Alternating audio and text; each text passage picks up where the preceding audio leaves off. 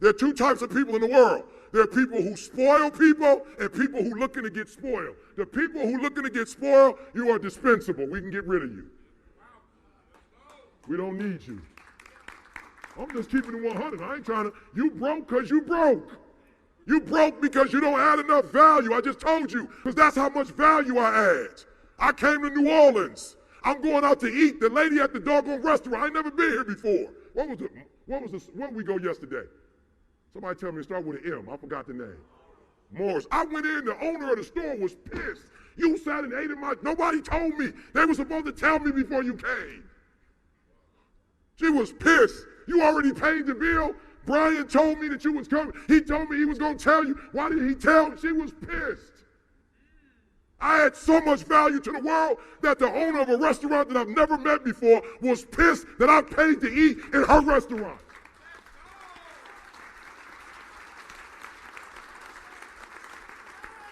Because I took the opportunity from her to be a blessing. And the dudes from the city tried to pay, and I paid. They was like, how did you pay? You're not even from here. We gave her our credit card and told her don't pay. I'm like, bro, you young with it. You young on the adding value tip. You young with it. I'm a vet. He's like, what do you mean? But we gave her a credit card. I said, I gave her my credit card too and told her I was a pastor, and the Lord was going. I said, who you want to deal with, my man or the Lord? Now, God got a blessing for you if you're obedient. You take this card here, you hear me? Y'all not hearing what I'm saying. I could have let my man feed me every day. He's been taking us out. I could have let him feed me. He fed me once. I'm like, enough. You're not going to add more value to me, because if you add more value, you're not going to want me to be in your presence. I will fight you to add value in your life. And you're like, why you broke? Because you take. That's why you broke. You a taker. That's why you broke. You're not broke because you broke because of what you do. You are always looking for opportunities to get something for free. I'm not crazy. Everybody wants something for free. But that's average thinking. What makes you great is not you say you're great. What makes you great is that you look for opportunities to add value. I want you to hear what I'm saying. CJ not with me because I'm a taker. No, here's the deal. You're not hearing what I'm saying. You saying you want to be great. No, you don't. You want to be paid. You don't want to be great. You want to be seen. You want to be seen. You don't want to sacrifice. You want to be seen. You want people to know your name. You want your name in lights. Oh, you're not hearing what I'm saying. Why you not rich is because why would God make you rich? It's all for you. None of your check none of your increase don't go to nobody but you. All of our extra stuff goes to them. I get paid off my speaking. I don't get paid off other stuff like that. And Josh came in and was like, you're going to have to at least do this or do that. I'm like, okay, whatever you tell me to do, I'll do it. But I can make money off of speaking. The reason why you are not blessed because all your money go to you. Why would God need to bless you? It ain't going nowhere else. You have enough for you. You don't need millions if you're just looking out for yourself. You need millions when you're taking care of the insurance of other people. So the first thing I want you to do is be honest before you leave this room. If you are not where you want to be, it's because you're not adding value. I want you to think about where you're not adding value. Your wife is not mad at you because you adding a whole bunch of value. Your wife ain't asking for no divorce because you just the number one husband of the year. That's not why she's asking for a divorce.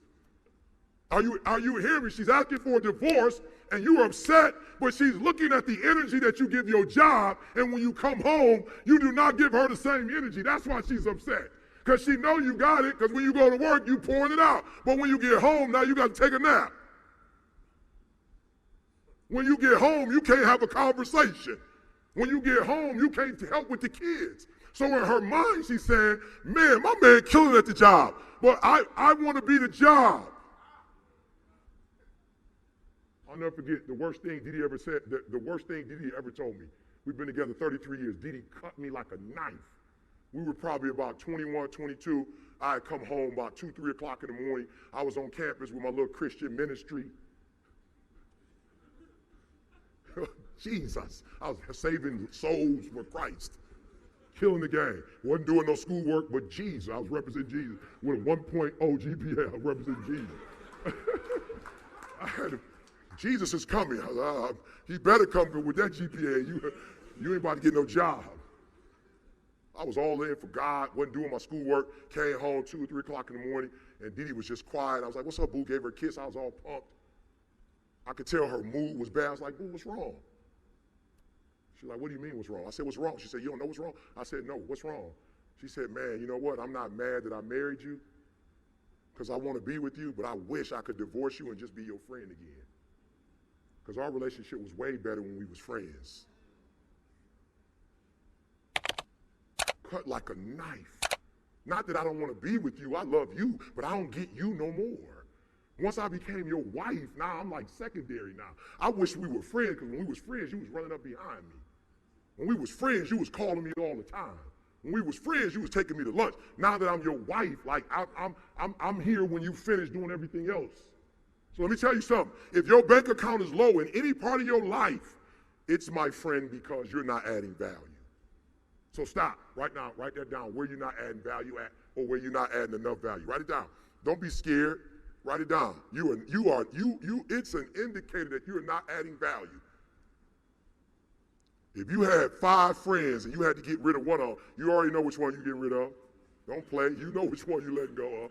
you ain't dumb. You're like, oh, yep, that one. Yep, gotta go. And that's the one that's not adding the most what?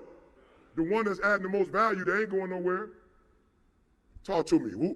Who's a person in your life that adds as much value that you add to your own life?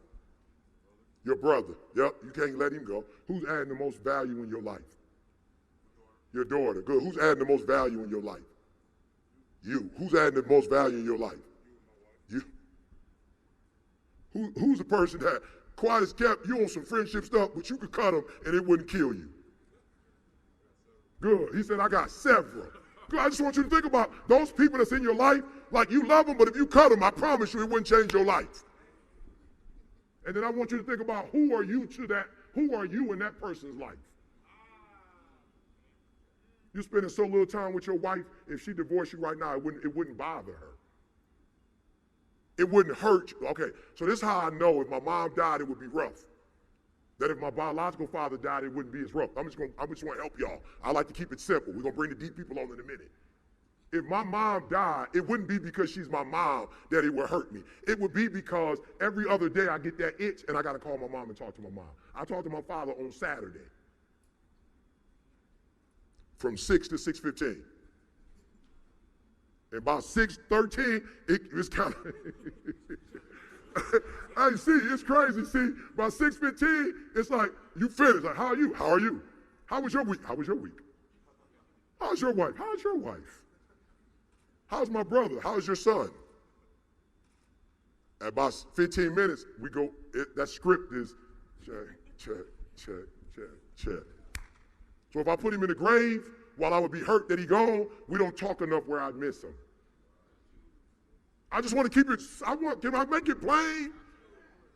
If I put my mom in the grave, we talk on the reg. I see her Thanksgiving. I see her Christmas. I see her on her birthday. She calls me on my birthday. Are you hearing what I'm trying to explain?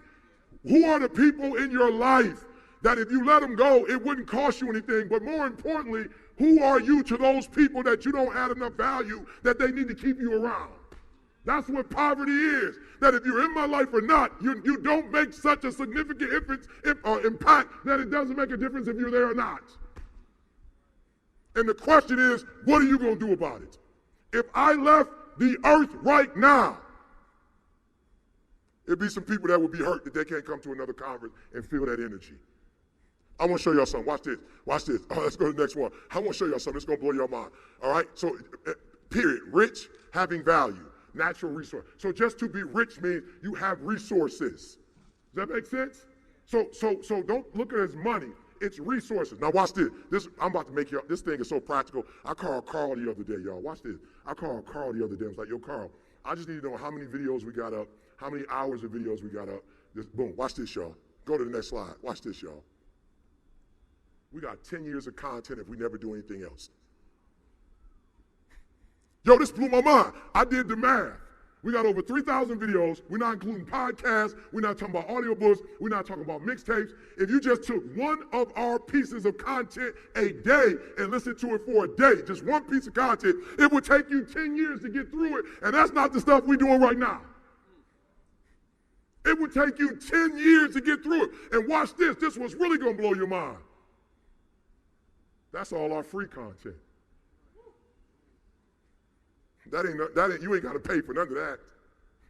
Oh, you're not hearing what I'm saying? You ain't got to pay for none of that. That's all free. I guarantee you ain't no other motivational speaker in the world can tell you they got 10 years of content up that's absolutely free. That you don't even got to come to a conference if you don't want to get that ET juice.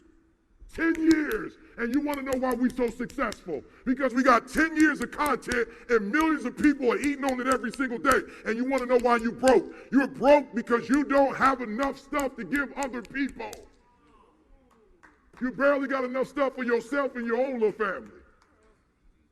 Rich means that you're rich in natural resources, that you have not just enough for yourself, but you have enough for others. It's pressed down. It's pressed down. It's shaken together. It's running over. I'm going to tell you again what it looks like. It's pressed down. It's shaken together, and it's running over. It's saying no to $28,000 and not even sweating it. Knowing that in God's time, you're going to wake up, and then 24 hours later, you're going to double it. Because you're that valuable to somebody that they... I want you to write that down. The people that are closest to you, write their names down. I know you ain't going to have a lot of